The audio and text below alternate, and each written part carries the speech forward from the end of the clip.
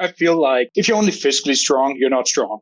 Like, yeah, maybe you can lift a lot of things or you can beat people up or whatever. But if you don't have that emotional strength, and by that, I mean the strength to have empathy as well as having strength for yourself, then you're not a strong person.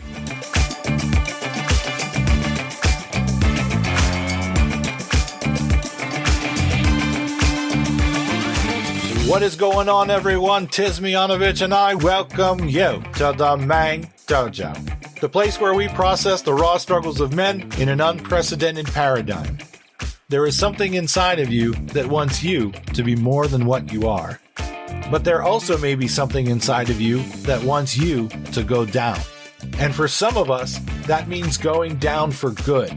So, remove your ego, drop your bullshit, become vulnerable, and step into the dojo, mate.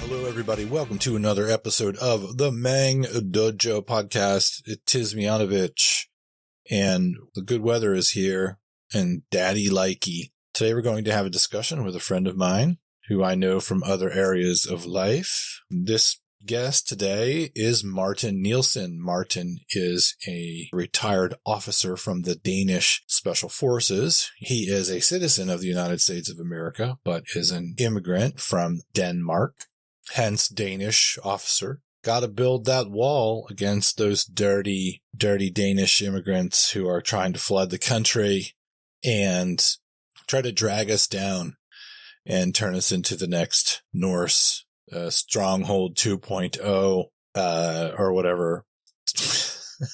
So everybody can have blonde hair and really hard corners on their consonants. The best way to know about Martin would be to just listen to our conversation. But so in addition to being a Danish Special Forces veteran, Martin is a professional in the construction industry. He has been a professional in the ride and sell these motorcycles industry and race the motorcycles and crash the motorcycles sometimes kind of guy.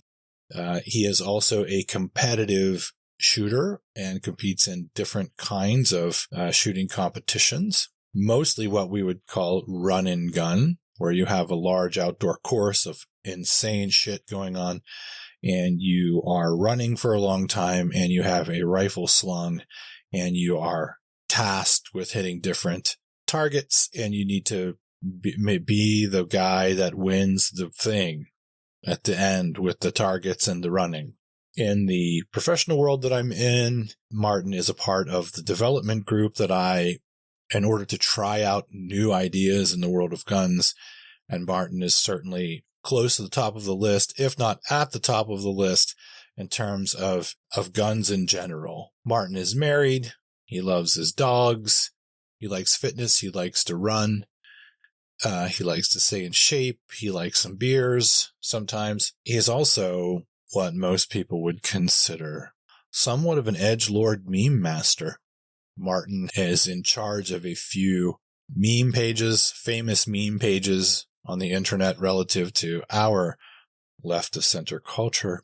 But one of the reasons why we're having a conversation with Martin today is on a more serious note, that one of the things that I think that we need to contend with continually as men is the connection, the deep internal connection in history that men have with violence against other men. And one of the things we don't talk about ever, let alone talk about it easily, is the reality, the cold reality of male Homo sapiens as it pertains to taking the life of another man. And although Martin has a lot of things to share with us and many, many other things that he can give to help the world, one of the things that Martin has experience with is being a combat veteran and having to be in a position of taking another man's life. So I will be having this conversation with other people on this podcast, as I think it is something we need to continually shine the light on, particularly because we all spend time on the internet a lot. And frankly, from somebody who spends a decent amount of time on the internet around the subject of guns, there sure as fuck are a lot of people who run their mouth about killing other people on the internet. And it completely betrays the actual reality and shows a lot of immaturity. Perpetual adolescence seems to be a problem and a theme. So one of the things that I wanted to do was to have Martin on to start putting the light on the realities of this whole when men take the lives of other men. And along the way, we're going to discuss a few other things. We'll have Martin on the podcast a number of times in the years to come, and we'll talk about many, many different things. Comedy being one of those, because it's extraordinarily important in these times to have humor and comedy. But today we're going to be talking about something a little bit more serious. So without further ado, check out this conversation with Martin Nielsen and step into the dojo, man. I figured a good place to start today would be, because I don't think I'd asked you this question the last time. Were you bullied at all, or were you treated like you were weird when you were young? I was in middle school. I was the fat kid for some years in middle school, and then over in Denmark, the schools are separated a little bit different. So first through 9th or 10th grade, back in my day, I think they changed it since. But back then, you generally, unless your parents moved, generally went to the same school from from 1st through 9th grade, and then you went to some kind of, like most did anyway, either like a high school that was very focused on continuing to college, or you went to a vocational school of some kind. But yeah, in what the equivalent of middle school, yeah, I was, and then by the time I started high school, which was 10th grade in my case, then I decided I didn't want to do that anymore. I'd gotten in much better shape, like over summer, and just somehow changed my whole outlook of things. It also helped that there was a lot of new people, and everyone was new. So so in high school, I was on the track and field team, and at the same time was friends with the computer geeks, or like nascent computer geeks. It was like at the beginning of the internet actually being a thing. That was from 93 to 96. So internet was not common. Yeah, totally. But I was good friends with the kid from my class who ran the BBS for the school, which was all like white on black background. Now, it's interesting because I have the same experience where, like, I was a jock, and around 6th grade, one of my knees started going bad for a while, and I gained a bunch of there was bullshit going on in my family, and I got depressed, and so I couldn't play sports for a year. There was like shit food and bad diet in the house, and I was depressed, and I was comfort eating, and I gained like 35 pounds during like the worst time where you could do it, right when everybody is starting to get like judge everybody else by their status and how they look and all that. So I had the same thing. So I was also in the gifted program, so in the smarter programs, and so I was friends with all the nerds. I did end up like hanging out D&D, like I got to know my nerd friends better, and was like, oh, these dudes are cool. And then when I went and lost all the weight again and got back into sports, and the knee got a little bit better, I was friends with both sides, which was great. Well, I guess in high school, so it was different over there because the high school I went to was like one of the college preparatory. It's not a prep school, but it's the one that prepares you for college or university, where the vocational high school was a completely different location. Was there the same kind of shit in Denmark in high school where like there was like popularity and cliques and all that stuff? Yeah, it definitely was. I think there is in any like larger group setting. Yeah, there'll be cliques and all the high school drama and all that bullshit. Yeah. I think that's a universal thing, unfortunately. So it's good to know that across the ocean, shit's the same. Yeah. And when you're a young man or a young woman, that stuff that goes on in the teenage years can just be brutal and shitty. And I think it's good to start off with this because, and I'll say this in the introduction, because you don't look like perhaps when you grew up, you were the fat kid for a while. Like this is probably the overall theme of getting to talk to Martin Nielsen today on the Mang Dojo, is you present like what most people would think an alpha male looks like on the internet. Like if we're going by stereotypes and memes and things like that, particularly because you're a special forces veteran and have been decked out in all the major shit. You look, I can definitely be Republican passing. Yeah, right. Yes. And you all have the Viking genes and the Viking look. So, you're like boner material for all kinds of, kind of right wing, boogalooers and patriots and so on and so forth. So one of the best things about you is that you lived in that world and operated in that world, but you're not really that way. You're quite a sensitive person with a giant heart, and you're nerdy also. Oh, hell yeah. Yeah, which is great. Yeah. So we like the whole, like, being a strong man, being a good man isn't about this narrow set of definition, this narrow set of parameters and characteristics that perhaps many men would like us to think. Yeah. Right. I feel like if you're only physically strong, you're not strong.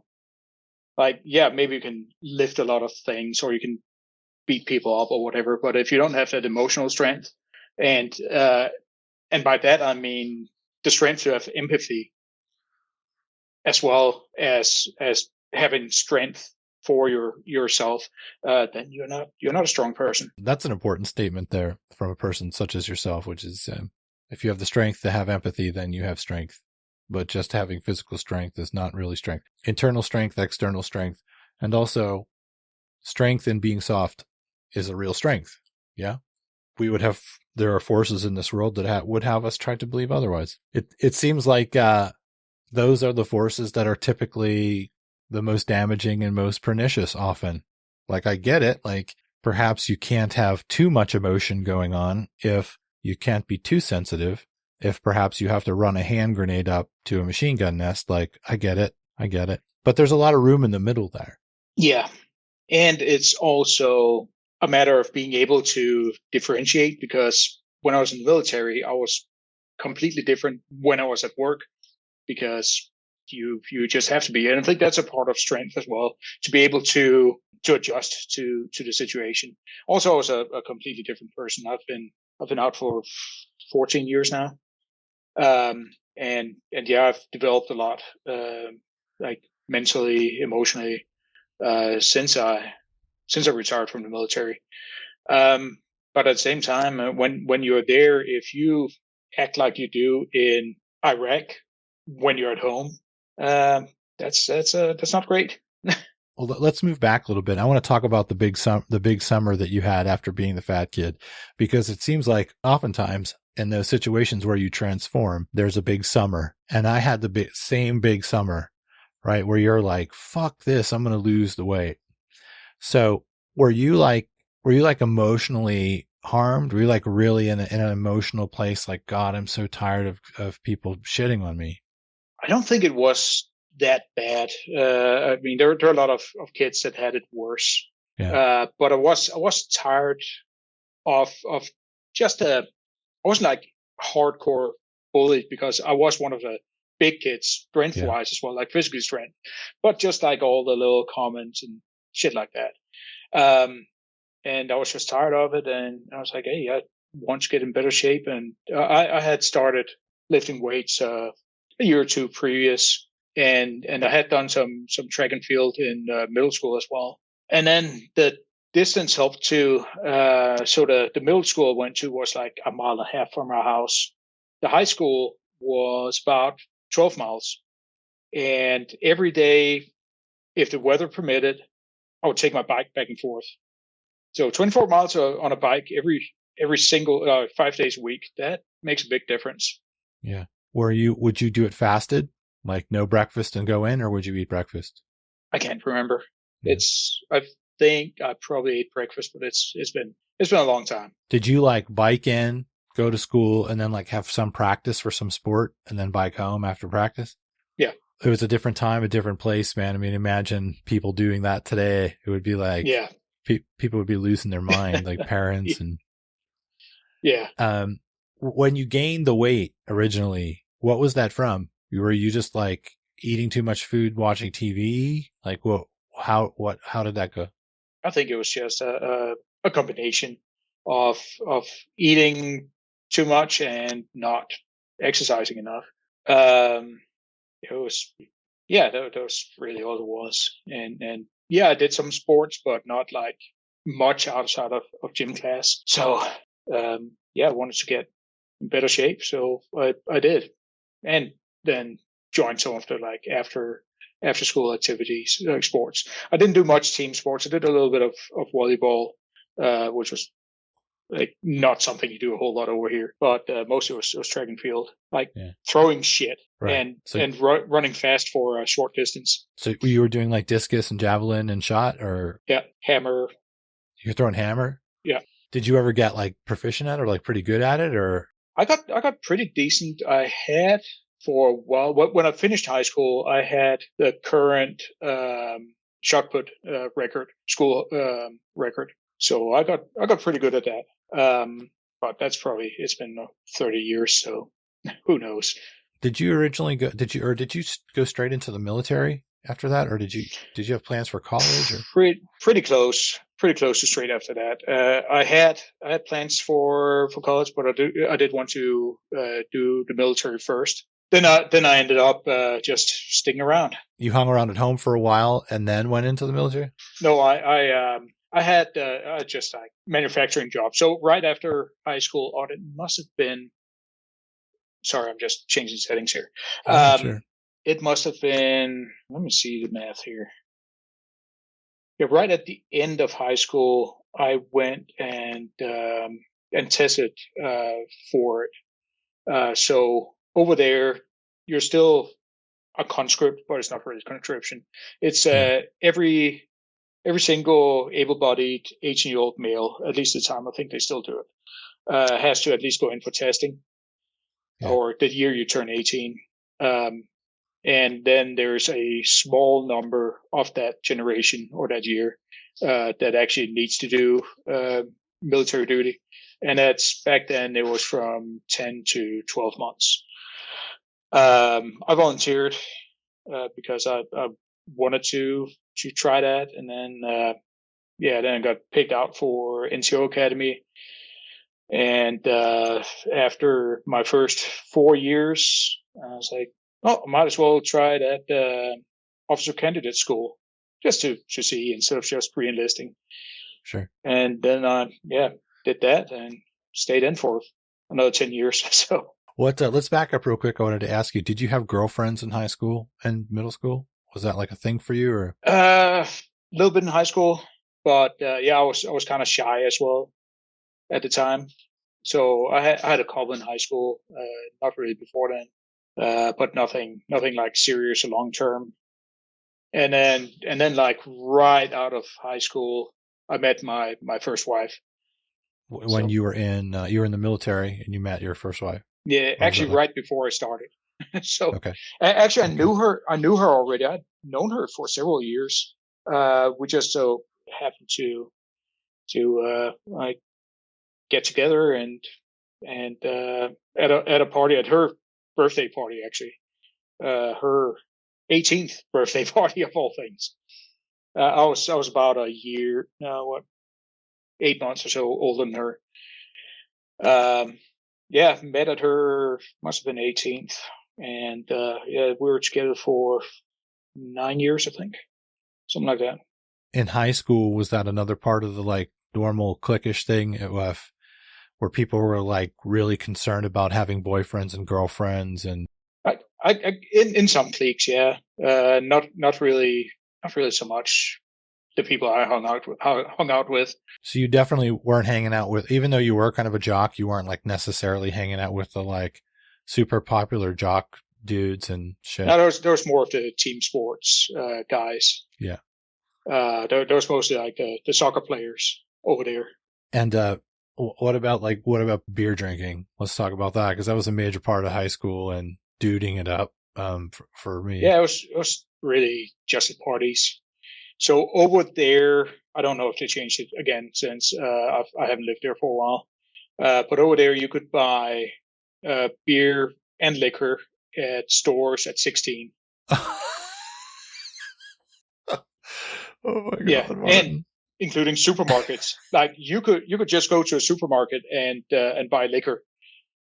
But at the time, you couldn't drive until you're 18. Hear me out.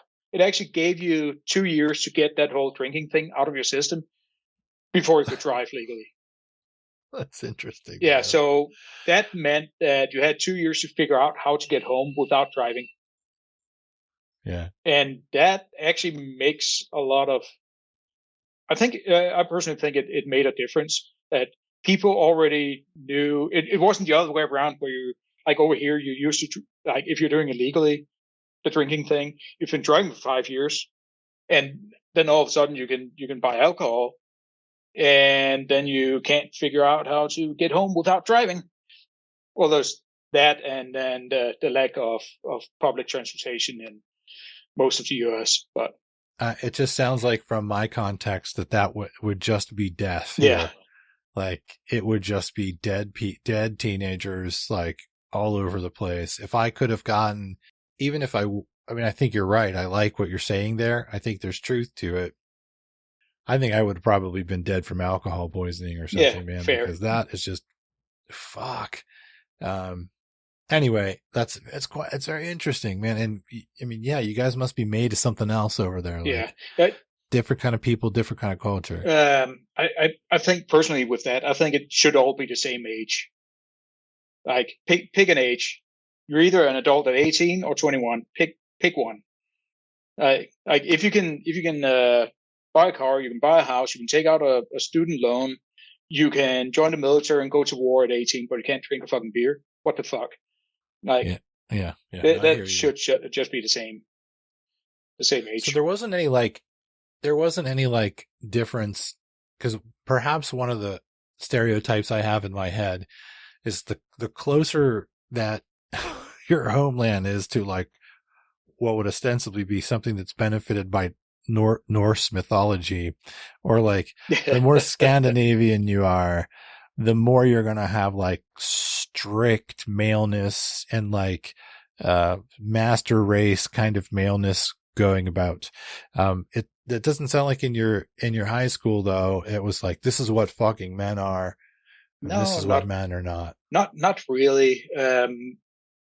You'd think so, but it really isn't. And Danish society in general isn't like that. There's a lot of like national pride about the past with the Vikings and all that, but generally people are more in touch with their emotions. Less men are generally, or fewer men are try hard, macho, wannabe, dumbasses. That's interesting. Compared to here. It's interesting. Yeah. And you would consider like the Danes are kind of laid back, right? Yeah. Is that super chill? Maybe because we can drink at 16, but who knows? But could you guys get the good weed there? Could you get any weed? It's decriminalized. Okay. Back then it was still illegal, but it was more like a slap on the wrist. And because you couldn't really grow it, not outdoors there, it was more profitable for people to smuggle hash in than weed. So that was more common. So hash was more common than weed. That's interesting. So in high school, people were like smoking hash? Yeah, occasionally. Like some were. Yeah. I wasn't into that, and it wasn't as common as weed, again, because it was so much stronger. So. Yeah, and I mean, if you can drink beers and good beers, like when you're in high school, like what the fuck? Like why hassle? Yeah, and it was more of a like party thing. The drinking too, like once or twice a month for a party, like a house party at someone's parents' house. So, Was there ever any instance of that you knew that somebody got drunk and like drove, even though it was illegal, they drove, or they fell off a bus or something? Was there ever any shit like that? not that I can remember, but again, it's many years ago. Yeah.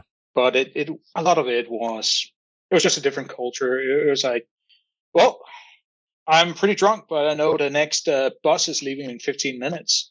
I think what made a bigger difference too was so the legal limit for driving was lower, or maybe it was lowered after, but it was 0.05 instead of 0.08. And even back in the 90s, the police doesn't need reasonable suspicion to pull you over there. They can just pull you the fuck over for just driving at 2 a.m. And all police cars over there, they don't do that field sobriety bullshit. All the police cars have breathalyzers. So the risk of getting caught is a lot higher. So people generally don't drink and drive nearly as much. They're like taking the risk is much greater over there. So it's a long conversation, but deterrence does work on humans. It's just, when does it work? How does it work? What kind of deterrence are we using? Are there other rights involved?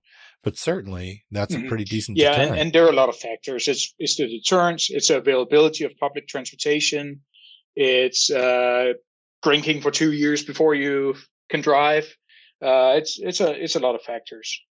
I definitely know some people have fallen off bicycles drunk. So. Oh my God. Well, let's move back into maleness. When you joined the military, what was there more of the like, be a hardcore male, shut the fuck up, don't be a pussy? Yeah. And it kind of developed more, the more I progressed, the more of it there was, because it kind of got narrowed down to, like when I first started as a recruit, it was, since there is that system where all males, 18-year-old males, need to at least go to the testing, you get people from like all walks of life, pretty much. There are rich kids, poor kids, everything. So that's more balanced. And then like going to the NCO Academy, it's generally people who are a little more alpha, if you can call it that, because you do need some assertiveness to just make it there and actually complete the training. I will say for special forces training, that was more of people who are balanced and not just hoorah, alpha, I can do all this. Because if that was all you had, you would break mentally. Like it needed a really strong psyche as well to do that. That's interesting, because you would think that would be different, that to do special forces that you'd have to be more of a meathead. But I've seen that before and heard that like just in interviews with special forces guys, they're typically a lot more emotionally intelligent. Yeah. And also because in the training, there's a lot of leadership training in that as well. So you're out on a 2-week patrol and you take turns being the patrol leader and the scout and the guy that carries the heavy shit down in the back. You just take turns doing that, with like half an hour of sleep, and just keep doing that and keep walking and keep carrying shit. And you still have to solve all your tasks, your objectives. When you're on as a leader, you have to plan and give out orders and all of that. And you still have to get people to not fucking hate you at the same time. Oh, I have a funny side story, but it might not be for this podcast. You can tell, and I can always edit it out. Yeah, that was during one of those. I can't remember which position I had in the patrol at the time, but there was this one guy who was on as patrol leader, and he had been busy as fuck, just planning everything, and you could just tell he was uncomfortable. He was tired. Like, you didn't get a lot of food, and he had just gotten a time. Like, this time you have to give out orders, and this is the preparation time you had. He ended up, while giving orders, and that would typically take 10 to 15 minutes, he just couldn't hold it anymore. So in the middle of everything, like giving out his plan for the operation, he just said, "Excuse me," pulled down his pants, popped a squat, took a shit, and continued giving out orders. It was amazing. It was dedication. It was that psychic strength. Also, we didn't hear shit of what he said because we were all fucking laughing. But it was awesome. Talk about like the fucking importance of maintaining the chain of command. Like, yep. That's like the most ultimate fucking version of that. I'll bet you guys told that story and talked about it fucking constantly after that. That's like legendary man status. Oh yeah. Yeah. He had some nicknames too. Oh God. Well, that's fucking amazing. I'm glad that it definitely is for the podcast, dude. That's fucking so on point. Especially the part where he's doing everything in his power to maintain chain of command right there. Yeah. And you guys can't even fucking, yeah. And you guys have to laugh the entire time and you can't even hear a fucking, I love it, dude. Yeah. I love it. Everyone is just exhausted at that point, and everything is either terrible or funny. Like, it's one of the two. This is why people who are misandrists or man haters or shit on things like team sports or the military or anything that would have like a locker room, these people don't have these experiences and don't understand how fucking amazing the locker room is. Mm-hmm. Oh yeah. Or the barracks, or the whatever. When you're with dudes and you're jammed in with them and you're doing, I don't know, challenging shit, the humor that has to counterbalance that is always fucking amazing. Yeah. And the stories that I have from being in locker rooms or on buses are like, they are golden, man, and fucking amazing experiences. And definitely not like meathead stuff. Like, it's not meathead. It's like, there's often like heartwarming stories and like brotherhood stories and fucking ridiculous comedy stories. But I feel bad for people that have never been in the locker room or never been in the barracks or never been in the fucking shower with the other dudes and the ridiculous shit that fucking happens. It's an amazing place, Martin. Yeah. And the jokes, like they're like those jokes, you'd get canceled all fucking day. Absolutely. Absolutely. Because I don't think, if you think about it in terms of like, let's talk about having to do hard things. Of course, I'm not saying that women don't do extraordinarily hard things. Women have historically died in childbirth and to make so that we could have the fucking species that we have. And it's extraordinarily fucking hard on them historically. And so women do hard things. Oh yeah. Non-binary people do hard things. We all do hard things. Right. And, but men have definitely had to do a lot of hard shit. And you definitely can't be like arguing over little sensitivities in these instances. And so you have to have thick skin. You can't be totally PC. I mean, there's shit that's not okay. Yeah. Even in this situation, like in these situations I've been in, like out and out racism would never be okay. Like out and out, misogyny would never be okay in most of those instances. Some dude would fucking put you in your place. But still, now that being said, now that those parameters are up, it's like anything goes. And that kind of spirit is what holds the thing together. Yeah. And I think a lot of it is too, is knowing when you can joke about certain things and which company you're in. Like, you would make some racist or sexist jokes that were not actually meant as racist or sexist, but it was just that setting, and it was the whole culture, and it really wasn't as toxic as you'd think just from the jokes, because a lot of it was just making fun of yourself as well.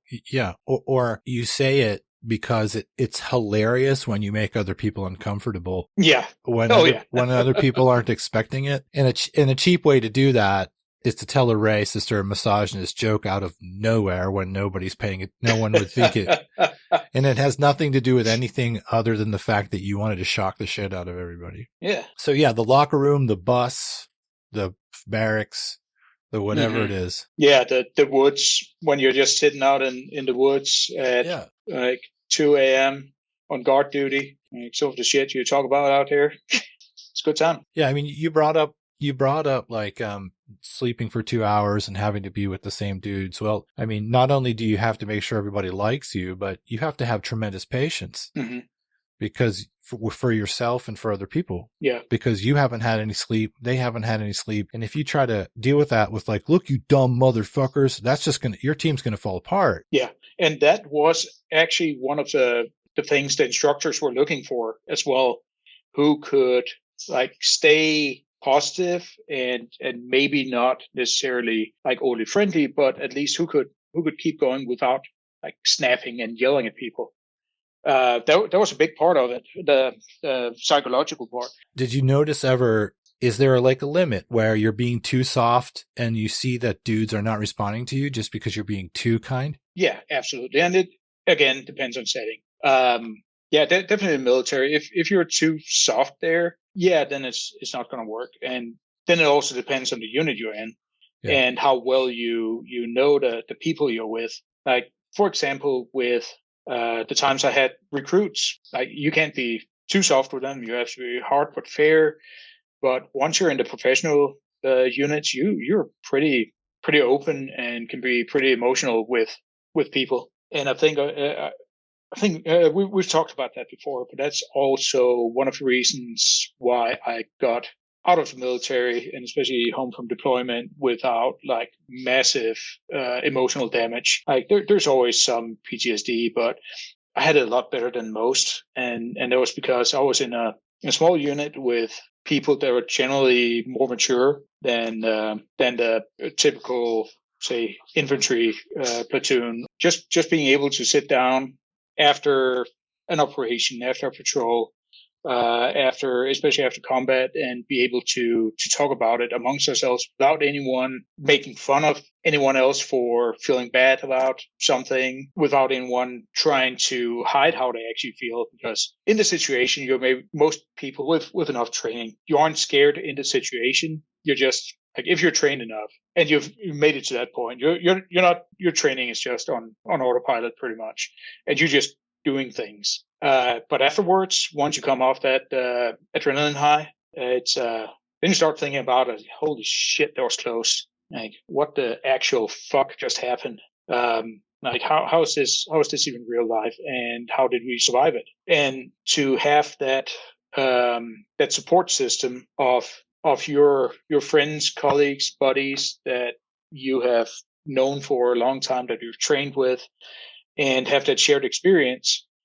And that's another thing where it just doesn't just help to talk to other veterans necessarily. It helps some, but if you've been in that exact same experience, that battle, that fight, then you can talk about all the details.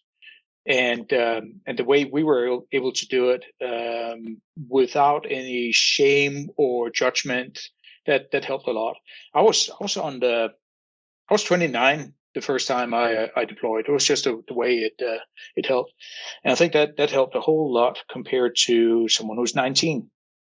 That's another decade of life experience, and then having other people around me that were about my age or even a bit older, that helped a lot too. You know, the prefrontal cortex isn't fully developed until 25, 26. Mm-hmm. So when you're 19, your brain's not even fully developed yet. You haven't seen much of the world. What could possibly prepare you? I mean, we think about like, oh man, those cats that went to Normandy, they're like fucking 18, 19, 20. And, you know, you get in hit the beach with one of those landers. How on earth could your brain, other than your training, possibly fucking be able to deal with that. Yeah, and a lot of those guys didn't even have that much training. But again, there's always the whole, it's a different time. And back when men were men, like all those motherfuckers had fucking PTSD. It was just called shell shock back then, and a lot of them were trying to hide it because it wasn't manly to have those emotions. And then they would go home if they survived it and take it out on their wife or their kids. Like or drink themselves to death or something. Exactly. And there's been so many from that generation. I think that's a big part of why. Then there was also the whole, you didn't leave, like women didn't leave their husbands, you're not getting divorced, we're just hiding it. Oh, that black guy is just from walking into a door. And it was, I think it was so much, in a lot of cases, like really toxic relationships that were never talked about. Because men had to be real men and they couldn't talk about their feelings. They just punched their wife instead or their kids. Absolutely. And did you guys also, in addition to having each other to talk to, did the Danish military at the time have like therapists available? I think we talked about this a little bit the last time. Did you guys have like a program? We did. There was actually a pretty good program. Like after deployment, you had one mandatory session. And then if you felt, or the psychologist or the therapist felt that you needed more, then you could just get more. And it was like, you're on the clock while you're doing it, so it doesn't cost you anything. And they were civilian therapists, but employed by the military. So you didn't have to like go off base or to the VA or whatever. It was just on base. And I think that helped a lot.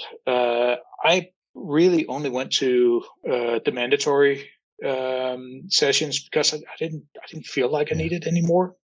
And there are people that definitely did and did it more, which I'm thankful for their sake. And of course, there are people still, even it sounds idyllic and all that, but of course, there's still people that are like, oh, I don't need that shit, and then they're just like trying to work their way through some trauma that they just end up not dealing with, and then you end up with people who get into alcoholism, drug abuse, suicide, family abuse, all that shit. I knew some people who were called them what translates to deployment bums, that would just volunteer for deployment after deployment after deployment because they couldn't function when they were home. And there's a lot of layers to it. It wasn't just the action. It was also with how fucking easy it is to be deployed, because you don't have to think about anything but your work. Like you have a place to live in camp or on base or whatever. Someone cooks for you. Someone does your laundry for you. You just have to put your laundry in a bag and throw it in a basket, and comes back clean and folded the next day. You don't have to go grocery shopping because, well, why would you? Or you can't. Right. But and I think you mentioned last time too, there's often like many veterans struggle with life when they get out because they went in when they were 18 or whatever, and they don't have the skills to manage themselves because they weren't really managing themselves. Like at the very most fundamental level, they weren't making their own food. They weren't washing their clothes necessarily. Yeah, and there was a lot of those kids that went in when they were 18, came straight from their parents' house where they never had to do any of those things, and then you live on base and you just go to mess hall to get food, and like you don't have to do they had to do their laundry, but like still it was right there. I know my stepdad was in the Army. He was in the Signal Corps, and he was in Germany. He was stationed in Germany. Part of it, he was close to Berchtesgaden, right? He was close to to the Eagle's Nest, right? And then the other part of it, he was actually stationed at Dachau. They had the old SS officers building. They had turned into a barracks for the United States Army. And so he was in both of those places. And But he basically, he was like an MP and he was like a logistics guy and he loved it. Like he loved it. And the only reason I think he would have stayed in forever because he liked how everything was ordered. He's not a lazy guy. He likes to work. He probably would have stayed in for life. But when he went to re-up, it was in 1962. And he said, if I re-up, am I going to be able to stay in Germany? And they were like, no, you're most certainly going to go to Vietnam. And he was like, nope. Yeah. But he would have stayed in for a long time because for some dudes, it's like a dream. But he likes how other people were taking care of shit. Yeah. Peacetime deployments are easy. So when I first got in, actually on that note, I started in 97, and there were still Danish troops, Danish units that were stationed in Cyprus. It had been a long time since there had been anything going on in Cyprus. They were just peacekeeping troops. And it was like people would just stand in line to go to Cyprus because it was a vacation. Then we got to ex-Yugoslavia in the 90s, Kosovo at the end of the 90s. But that was really all that was going on, and people were still signing up for Cyprus as long as they could. There was one guy. He was like the driver for the regiment commander or whatever. He had 18 deployments, and they were all to Cyprus. Yeah. Then 2001. 9/11 happened, and then we started doing some more exciting stuff.